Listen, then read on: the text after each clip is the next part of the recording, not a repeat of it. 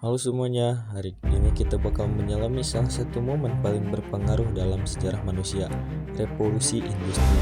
Perubahan ini mengubah cara kita bekerja, hidup, bahkan berpikir dari ekonomi berbasis pertanian dan kerajinan tangan menuju dunia industri mesin dan pabrik. Yuk kita mulai perjalanannya.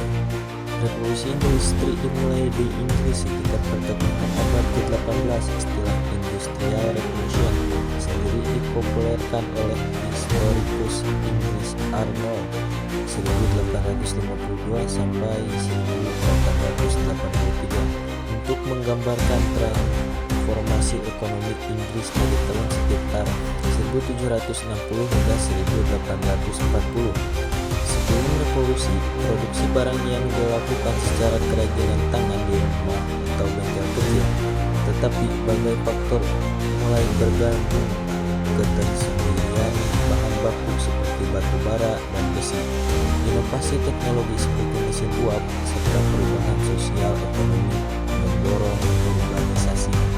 Salah satu contoh perubahan besar adalah munculnya mesin-mesin baru seperti mesin pemintal, power loom, penggunaan mesin uap secara efektif, lalu datang sistem pabrik dengan pembagian kerja yang lebih teratur, spesialisasi fungsi dan produksi massal. Di bidang energi dan bahan baku juga terjadi lompatan, penggunaan batu bara, besi dan baja, kemudian listrik, minyak, mesin pembakaran dalam. Semua ini membuat produksi barang meningkat cepat. Mesin menggantikan banyak tenaga manusia atau hewan.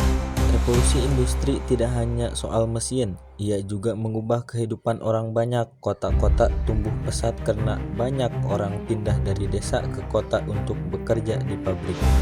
Tetapi di sisi lain, kondisi kerja di banyak pabrik awalnya sangat berat, dan kerja panjang, upah rendah, anak-anak pun ikut bekerja. Sebuah fakta menarik antara 1811 sampai 1813, sekelompok pekerja yang dikenal sebagai Luddites melakukan perusakan mesin sebagai protes kehilangan pekerjaan akibat mekanisasi. Sekedar catatan, revolusi industri dimulai di Inggris tetapi kemudian menyebar ke Eropa, Amerika Utara, Jepang, dan akhirnya ke banyak bagian dunia.